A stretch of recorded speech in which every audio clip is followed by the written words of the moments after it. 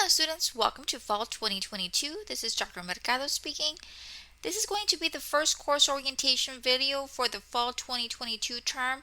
There are 3 orientation videos. The first part, which is the one that you're listening to currently, is basically just a general overview about the course structure and some general information about myself. The second part of the orientation deals with Blackboard, and then the third part of the orientation deals with Cengage. It is very important that you listen to all 3 orientation videos before you begin working on any of your assignments. Okay. So far, I have been assigned to teach Accounting 1303, 1304, and 1329, as well as Accounting 2401. Now, things can change last minute, but so far, these are the courses that I will be teaching this fall 2022. I am very excited for this new semester, and I hope all of you are well rested and ready to get started. Okay, so this is my course orientation. I have online courses as well as face-to-face courses this fall term. Okay, for my online courses, I am teaching Accounting 1303, VO1, and VO2 sections. This is Introduction to Accounting 1. I'll be teaching Accounting 1304, VO1. This is Introduction to Accounting 2. I'll be teaching Accounting 1329, VO1. This is Payroll and Business Tax Accounting. And I'll be teaching Accounting 2401, VO1, Principles of Financial Accounting. All of these classes are online. So if they have a V, that means they're online. Okay. I will be teaching 2 face-to-face classes. Now these are going to be hybrid classes. I'll be teaching Accounting 1303, PY1. This is Introduction to Accounting 1, and we're going to be meeting on Wednesdays from 8 a.m. to 9:55 a.m. So we are only going to be meeting once a week. They are hybrid, okay? And then I'll be teaching Accounting 2401, PY1. This is Principles of Financial Accounting, and that will be on Tuesdays from 10 a.m. to 12:55 p.m. Okay? So for my online classes, everything, 100% of the course will be online. If you have questions or concerns, you can always reach out to me either through email, through Blackboard. You can go to visit me during my scheduled office hours, whatever works for you. For my face-to-face classes, because they are hybrid, most of my class time will be towards problem solving. Okay, so for my face-to-face class, we are going to be meeting, and I'll explain that to you in class once we meet. But for my face-to-face classes, you are expected to read the chapter before you come to class, and in class we are going to be focusing on problem solving. Okay, applying what was learned to actual problems and scenarios. Okay, and we're only going to be meeting once a week. Okay, so please make sure that meeting date you make it to class. Okay, so for my online classes, my classes are asynchronous courses which take more of a traditional approach.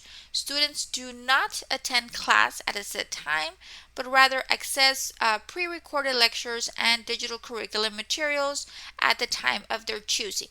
So the course is very flexible. I know a lot of you work, you have children, you have a lot of things on your plate. You make the time, of course, within the allotted time frame. I do have weekly schedules that you do need to meet and adhere to, but you can work on your assignments anytime during the specific week.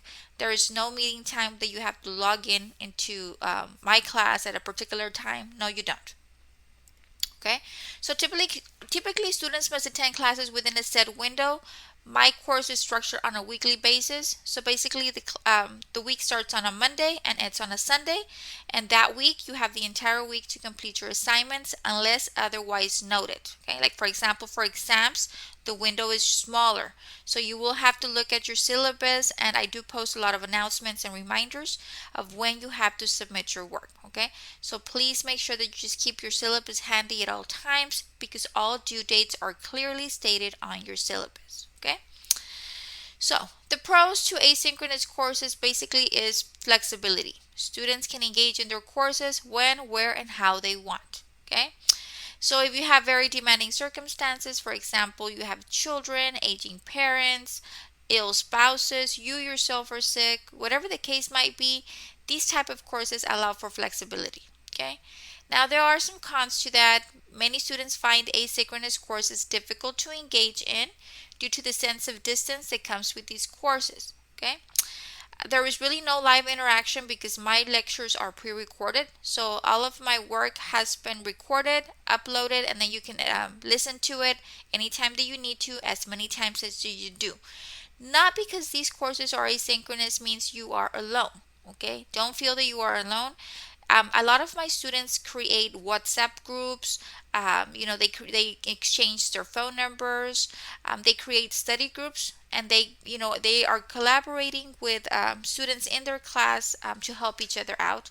I am also available to assist if you have questions. I'm available. I log in every day to Blackboard, and I do have my office hours if you want to stop by and visit. Okay.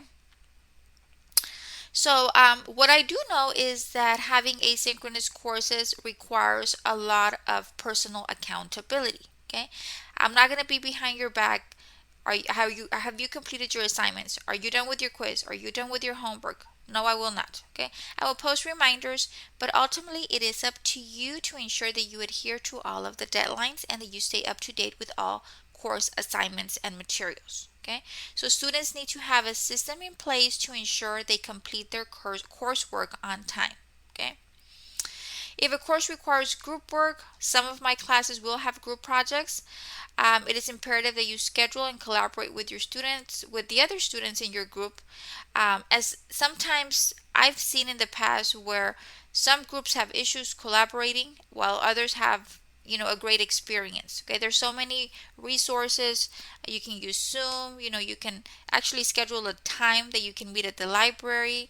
There's so many different resources available for you all to communicate to be able to complete those group projects on time. But for my online courses, we will not have a set meeting time. Everything is on your own. Every week I provide all of the necessary resources. You take it from there, and if you have questions, concerns, I am here to support you and assist you in what I can. We also have a CLE lab. If you need any extra tutoring, they offer tutoring for accounting as well. Okay. So like I stated earlier, we're going to have 3 orientation videos. This is the first one. This is just a general overview. Part 2 deals with Blackboard. We're going to go over the Blackboard layout, the Start Here module, the course content, the messages, the announcements, and the gradebook. Okay. Part 3 deals with Cengage. Now, for all of my accounting courses, we utilize Cengage, which is a third-party vendor that provides us with the accounting learning platform, which is Cengage. That is where you're going to be completing your reading, you're going to be completing your homework, your quizzes, your tests, your projects. You are required to purchase access to Cengage. Okay, and I'll provide more information on that on part 3 of the orientation videos. But on that orientation video, part 3, I'm going to explain what Cengage is, how to create an account, how to access Cengage, the assignments, the gradebook, and the resources available to you. Okay, so if you've taken courses with me before, you should be very familiar with the content. The structure is the same. Regardless of the class that you're taking, all of my classes are structured the same exact way just to keep it uniform and simple for students to follow along. Okay? So, this is me, a little bit of a background about me, in case you all have not stopped by to visit me, if you're new, whatever the case might be. Okay, I've been a full-time instructor here at STC since fall of 2014. Before working at STC, I worked over 13 years in the banking sector with emphasis in accounting and operations. Okay, just like you, I started back in the day when STC used to be South Texas Community College. Okay, I graduated with my accounting clerk certificate in May of 2001. I was the first person in my family to go to college. I was born in Reynosa, Mexico. We came over here as immigrants. Later, with the amnesty, I was able to get my residency. I was very poor when I was being raised. I do not come from a privileged family. I had to work myself up, just like many of you do nowadays. Okay, so is it possible? Yes, it is if you work hard and you don't give up. Okay, so I started small. I couldn't afford college. I'm in that situation where many of you are. I was not rich. I was not poor at that case when I was going to college, but my dad made pretty good income. Unfortunately, I didn't qualify for any financial aid. So that meant that I had to pay for my classes. Okay, so I had to work.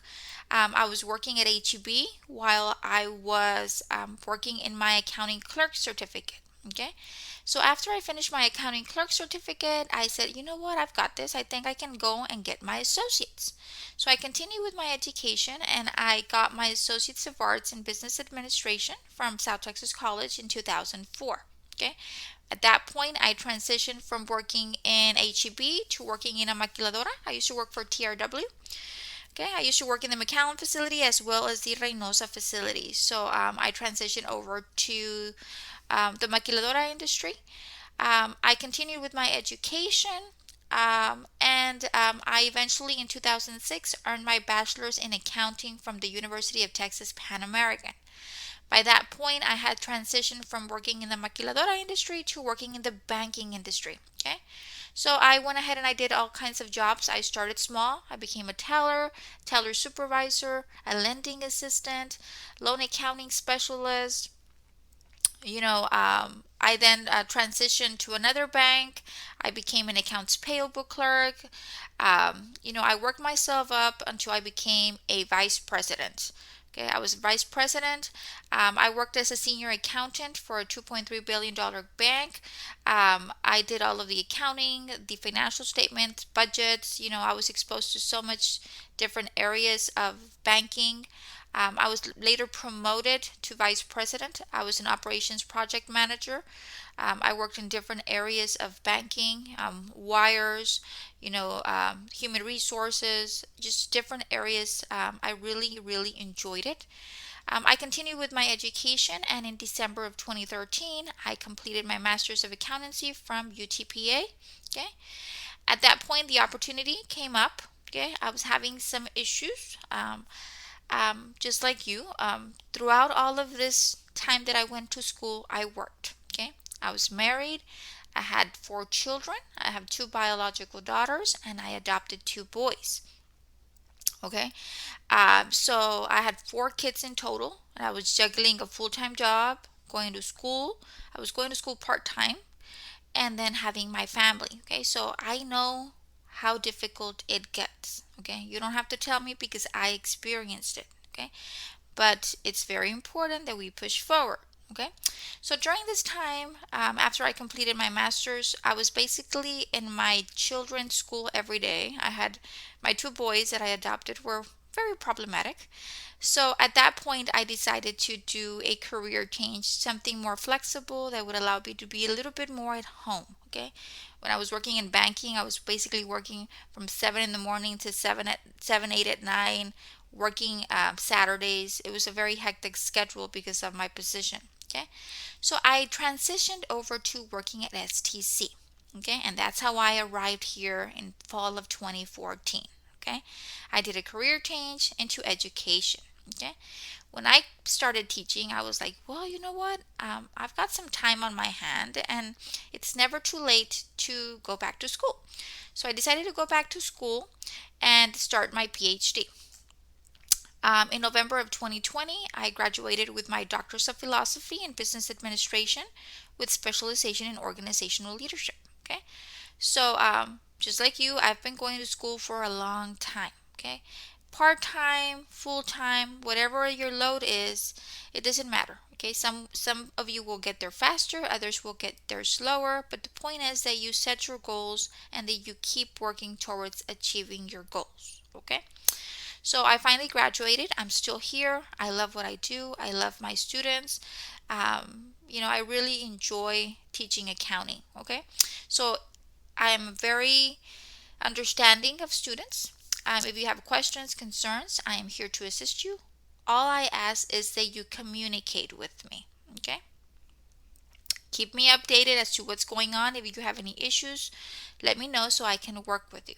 Okay, let me share something with you. 2 years ago, I know if you've taken me before, you've heard this story, but those of you that are new, just so you know how life happens. Okay, 2 years ago, um, my father had been sick for a long time. He was diabetic, and I knew he was gonna. They had already given him about months to live. So I knew he was going to be passing fairly quickly. Okay. So I was very busy, spending as much time as I could with my dad. He had liver cirrhosis. So I knew his end was coming. Okay. So in July, um, the 6th, he passed away. Okay. Which I was prepared for. I was expecting it. Okay. A couple of days later, after my dad died, I would say maybe 3, 4 days later, my mother-in-law passed away. She had a sudden heart attack. Okay. So she passed away. So it was my dad. A couple of days later, my mother-in-law passed away unexpectedly. And that was during the time where COVID started. Okay. It was a very difficult time. We were all like staying at home. We would not go out. It was a difficult time. Okay. So we had two burials. Okay. In my mother-in-law's burial, someone infected with COVID went to the funeral, and she got all of us sick. Okay, all of my husband's brothers and my whole family, me and my kids and my husband, we all got sick from COVID. And this was the first COVID. There was no vaccine. There was really not a lot of information about it. We got sick, very sick. Okay, and my husband got hit the hardest. Okay, and I would say, he was at home. We went to the doctor. They gave him medication. He was not wanting to go to the hospital because all of those terror stories were occurring that if you went into the hospital with COVID, you would not get out. At the end, I had to put him in the hospital because he couldn't breathe anymore. And he ended up passing away from COVID. Okay, exactly a month after my dad. So within a month, I lost my dad, my mother-in-law, and my husband. Okay. And during that time, I was working on my dissertation for my PhD. So I was working full time on my dissertation. Okay. I didn't expect any of that to happen to me within a month time frame. Okay. It was not expected. It was something I could not control. Okay. So what did I do? I contacted my advisor at the college I was going to. I explained the situation, and they granted me an extension. You know what they said? We're going to give you a 3-month extension, up to a 3-month extension, whatever time you need to be able to cope with your losses, and then you can continue with your program. Okay. So I communicated. We worked a plan out. You know what? I was able to finally complete my PhD up November 2020 of that year. I lost my husband in August the 6th, and by November I had completed my PhD. So is it difficult? Yes. Do things happen? Yes, they do. Okay. I do have a heart, and if you let me know what's going on, I am going to try to help you as much as I can. That is what I'm here for. But let me know immediately. Don't come to me the last day of the semester and tell me your life story, because at that point I cannot help you. Okay? Tell me when it happens, and that way I know what's going on with you, and we can work a plan out to make sure that you succeed in my class. Okay, the last thing I want to do is for you to drop the class or for you to fail my class. Okay, so communication with me is important. Okay, now weekly task. Okay, every week you need to review your syllabus. Okay, print it out. Make a folder for my class, put your syllabus in there, and make sure that every week as you're completing your assignments, you mark them off to make sure that you complete all of your tasks. Okay? Organize your time each week to make sure that you have enough time to complete all of your weekly assignments. You always need to begin by reading each chapter. Do not skip the reading component. Okay? You will not learn unless you read. Okay, so you read and then you begin working on your assignments. Okay, I provide students with PowerPoints. Please utilize those PowerPoints to take notes as you read. Okay, I provide lectures. Most of my classes have recorded lectures in them. If I provide any recorded lectures, you'll find them in your weekly modules. Please view and listen to those lectures that I post in Blackboard. Okay, and then you can begin working on your assignments, whatever assignments are assigned to you for that specific week. Most of my courses will have a weekly quiz and weekly homework. Okay, now the homework is very important. Okay, because everything in the homework is used to strengthen your knowledge in the content from the chapter. Okay?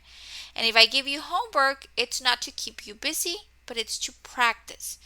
And whatever is in your homework will help you because basically whatever I put on your tests comes from your homework.